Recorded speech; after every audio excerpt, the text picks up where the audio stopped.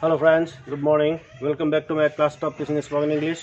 Friends, today I've taken some important sentences for you which you can use in your daily life conversation.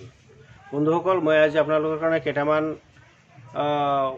Preposition লৈ আহিছোঁ যিখিনি preposition নেকি আপোনালোকে দৈনন্দিন জীৱনত ব্যৱহাৰ কৰিব পাৰে সচৰাচৰ আমি ব্যৱহাৰ কৰোঁ মানে এনেকুৱা ধৰণৰ কিছুমান সেন্টেন্স কিছুমান শব্দ কিছুমান প্ৰিপজিশ্যন ফৰ সিন্স ফ্ৰম এনেকুৱাবিলাক ডেইলি ইউজ ইংলিছ সেন্টেন্সেছ ইংৰাজী বাক্যবিলাকত আমি এই শব্দবিলাক ইউজ কৰোঁ এই শব্দবোৰ ইউজ কৰোঁ ফৰ সিন্স আৰু ফ্ৰম কেনেকৈ ক'ত কি ঠাইত ফৰ মানে কাৰণে বা ধৰি এনেকুৱা ইউজ কৰা হয় সিন্স মানে ওপৰা ফ্ৰম মানে ওপৰা ক'ত কেনেকৈ ইউজ কৰা হয় তাৰ সঠিক ইউজ হিচাপে মই ইয়াত আপোনালোকৰ কাৰণে 8টা বাক্য ৰেডি ৰাখিছোঁ মই আশা কৰোঁ মোৰ বাক্যকেইটা প্ৰথমৰ পৰা আপোনালোকে শেষলৈকে চাব আৰু ভাল লাগিলে লাইক শ্বেয়াৰ কৰিব গতিকে মই আৰম্ভ কৰিছোঁ বহুত দিন আগত লিখা আছে for since from daily use English sentences বহুত দিন হ'ল তেওঁৰ পৰা কোনো চিঠি পত্ৰ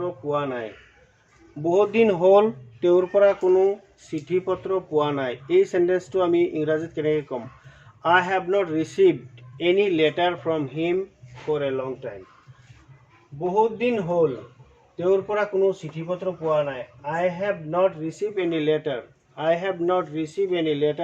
from him তেওঁৰ পৰা পোৱা নাই for a long time I have not received any letter from him for a long time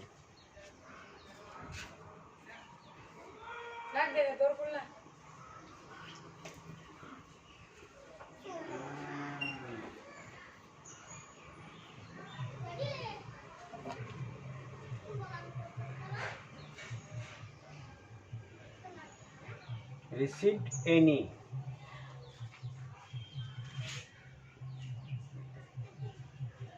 letter from him for a long time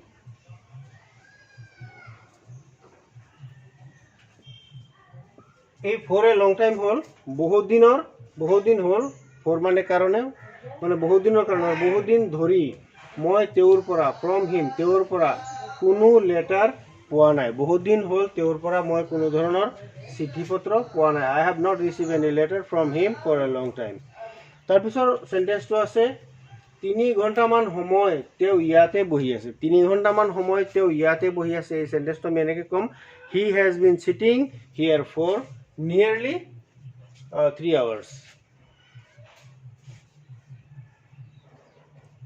he has been sitting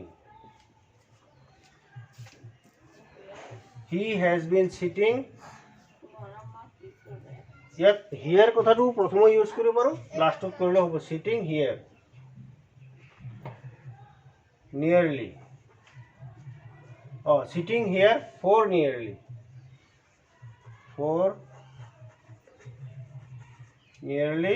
3 hours 3 hours বুলিও কয় hours বুলিও কয় he has been sitting here for nearly 3 hours মানে 3 ঘণ্টা মানেই হল প্ৰায় হল যে সেই কাৰণে nearly ইউজ কৰা হৈছে nearly ইউজ নকৰিলেও বাক্যটো ভুল নহব he has been sitting here for 3 hours তেওঁ ইয়াত 3 ঘণ্টা ধৰি বহি আছে কিন্তু বহিয়ে আছে প্ৰায় 3 ঘণ্টাই হল এনেকুৱা ধৰণে ক'লে হে nearly ইউজ কৰিব পৰা হ'ব বা কৰিব লাগিব তাৰ পিছত দেখা যাওক জুৱা দেওবাৰৰ পৰা তেওঁ পানী লগা অসুখত ভুগি আছে জুৱা দেওবাৰৰ পৰা তেওঁ পানী লগা অসুখত ভুগি আছে he has been suffering from cold since last Sunday he has been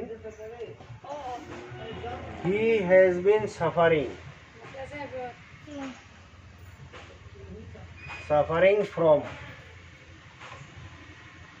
cold he has been suffering from cold জুৱা দেওবাৰৰ পৰা last Sunday he has been suffering from cold বুলি ক'লে ঠাণ্ডা মানে হল পানী লগা পানী মানে পানীৰ পৰাই ঠাণ্ডা হয় ঠাণ্ডা মানে সৰ্দি সেইটো কোৱা হয় যে he has been suffering from cold last Sunday since last Sunday ইয়াত একচুৱেলি সিন্স লাষ্ট সানডে হ'ব cold since last Sunday since ব্যৱহাৰ কৰা সিন্স মানে পৰা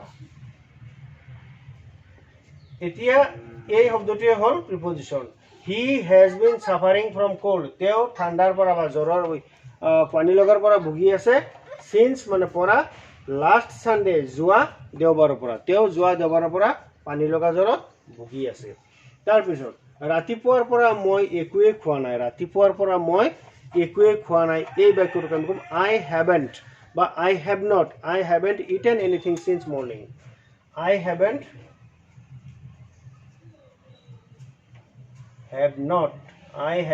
ইটেন এনিথিং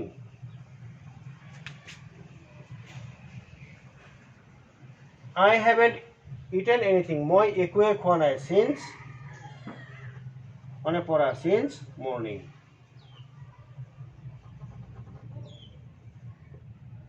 Since morning. মই ৰাতিপুৱাৰ পৰা একোৱে খোৱা নাই. I haven't eaten anything since morning. ইয়াত যদি কোৱা হয় ইয়াত হেবৰ লগত not নলগালে আমি কি কৰিব পাৰো I have eaten nothing since morning. মই ৰাতিপুৱাৰ পৰা একোৱে খোৱা নাই ইয়াত এনিথিংৰ জায়গাত যদি নাথিং হয় ইয়াৰ এই নটটো তাত গুচি যাব এনিথিং টু নাথিং হৈ যাব তেতিয়াও বাক্য শুদ্ধ হ'ব তাৰপিছত দেখা যাওক তেওঁ যোৱা ডিসেম্বৰত গ'ল ইয়াত সেন্টেন্সটো দুটা ভাগত লিখা হৈছে তেওঁ যোৱা ডিসেম্বৰত গ'ল আৰু তেতিয়াৰ পৰা তেওঁৰ বিষয়ে একো শুনা নাই তেওঁ যোৱা ডিসেম্বৰত গ'ল আৰু তেওঁৰ বিষয়ে এতিয়ালৈকে একোৱেই আমি শুনা নাই এই কথাটোক আমি ইংৰাজীত কেনেকৈ ক'ম he left in December last যোৱা ডিসেম্বৰত গ'ল he left in December last and we haven't heard of him since then তেওঁ যোৱা ডিসেম্বৰত গ'ল he left in December last তেওঁ যোৱা ডিসেম্বৰত গ'ল এই বাক্যৰ এই অংশ শেষ হ'ল তেওঁ যোৱা ডিসেম্বৰত গ'ল আৰু এতিয়া তেওঁ যোৱা ডিসেম্বৰত গ'ল আৰু আমি তাৰ পৰা একোৱে শুনা নাই ইয়াত এণ্ড আৰু এণ্ড উই হেভেন্ট মানে আমি শুনা নাই we haven't heard HEARD heard of him since then তেতিয়াৰ পৰা সিন্স দেন তেতিয়াৰ পৰা উই হেভেন্ট হাৰ্ড অফ হিম তেওঁৰ বিষয়ে তাৰ কোনো কথা বাৰ্তা বা তেওঁৰ বিষয়ে তাৰ বিষয়ে কিবা এটা আমি আজিলৈকে শুনা নাই he left in December last and we haven't heard of him since then তেওঁ যোৱা ডিসেম্বৰত গ'ল আৰু তাৰ বিষয়ে আমি এতিয়ালৈকে একোৱেই শুনা নাই আজিলৈকে একো শুনা নাই কাইলৈৰ পৰা আমাৰ পৰীক্ষা আৰম্ভ হ'ব কিছুমান ল'ৰা ছোৱালীয়ে পৰীক্ষা আগদিনা এনেকৈ কয় মানে কাইলৈৰ পৰা আমাৰ পৰীক্ষা আৰম্ভ হ'ব সেই কথাটো আমি ইংৰাজীত ট্ৰান্সলেট কেনেকৈ কৰিম কেনেকৈ আমি এইটো ইংৰাজীত our examination begins from tomorrow ইয়াত from ইউজ হ'ব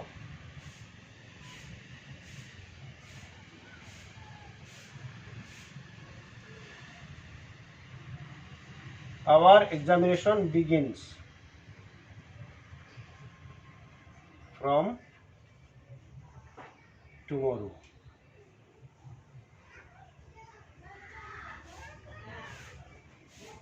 our examination begins from tomorrow আমাৰ পৰীক্ষা ইয়াত আৰম্ভ হোৱাৰ কথা কোৱা হৈছে will ব্যৱহাৰ কৰা হোৱা নাই কিন্তু begins আৰম্ভ হয় বা হ'ব কিন্তু হৈছে from tomorrow যদি ইয়াত tomorrow আহি গ'ল তেতিয়া হ'ব গতিকে আমাৰ এইটো প্ৰেজেন্ট ইনডিফিনিট টেন্সত এনেকৈ ইউজ কৰিব পৰা হয় আসন্ন ভৱিষ্যত যিটো কোৱা হয় সেই সেন্টেন্সটো আমি এনেকৈ ইউজ কৰিব পাৰি যোৱা দেওবাৰে পুৱাৰ পৰা গধূলিলৈ একেলেঠাৰিয়ে বৰষুণ দি আছিল একেলেঠাৰিয়ে কণ্টিনিউৱাছলি বুলি ক'লে একেলেঠাৰিয়ে বৰষুণ দি আছিল যোৱা দেওবাৰে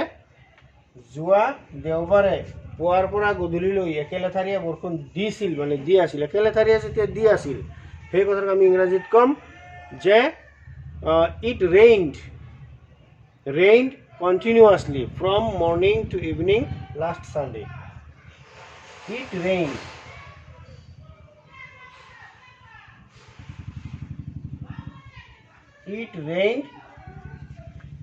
continuously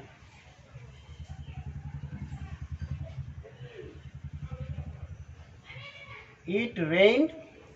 Actually ইয়াত it has been raining continuously বুলি ক'লে হ'ব, কিন্তু rain continuously যেতিয়া কোৱা হয় তেতিয়া has been ইউজ নকৰিলেও হ'ব।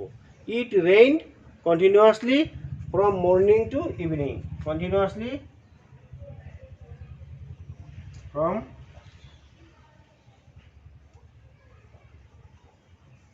morning to evening. From morning to evening. যোৱা দেওবাৰে last evening, last Sunday. It rained continuously from morning to evening last Sunday. যোৱা দেওবাৰে ৰাতিপুৱাৰ পৰা গধূলিলৈ একেলেঠাৰিয়ে বৰষুণ দি আছিল। ফ্ৰম মৰ্ণিং টু ইভিনিং, ইয়াত ফ্ৰম ইউজ কৰা হৈছে যে ৰাতিপুৱাৰ পৰা গধূলিলৈ বা সন্ধিয়ালৈ। আৰম্ভণিৰ পৰা তুমি নিয়মিতভাৱে পঢ়া শুনা কৰা উচিত। ছাত্ৰ ছাত্ৰীসকল যেতিয়া ভৰ্তি হয় স্কুলত তেতিয়াৰ পৰাই, তেতিয়া 1-1.5 মাহ বা 2 মাহমান সময় তেওঁলোকে অলপ ঘূৰা ঘূৰি কৰি এনেই টাইম পাছ কৰি কটায় আৰু কৈ দিয়ে সময় যথেষ্ট আছে। গতিকে সেইটো নহয় কথা, মেইনলি আৰম্ভণিৰ পৰা যিকোনো ছাত্ৰ ছাত্ৰীয়ে পঢ়া শুনা আৰম্ভণিৰ পৰাই কৰা উচিত। গতিকে সেই কথাটোক আমি ইংলিছত কেনেকৈ ক'ম? You should start studying regularly from beginning. You should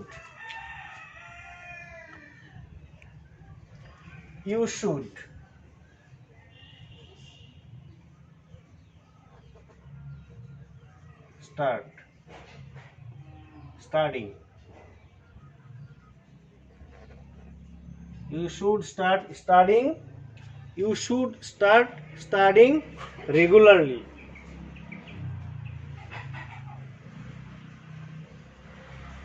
From beginning. Beginning মানে আৰম্ভণি, আৰম্ভণিৰ পৰা। From beginning.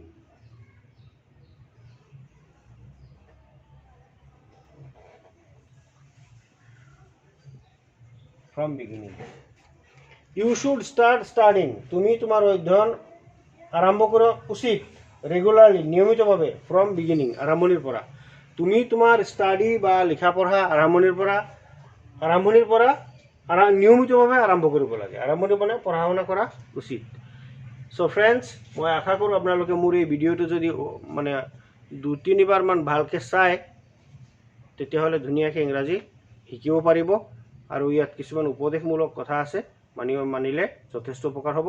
So' friends, keep practising and stay home, stay safe and share this video' to your friends, colleagues and partners. So friends, thank you for watching this video.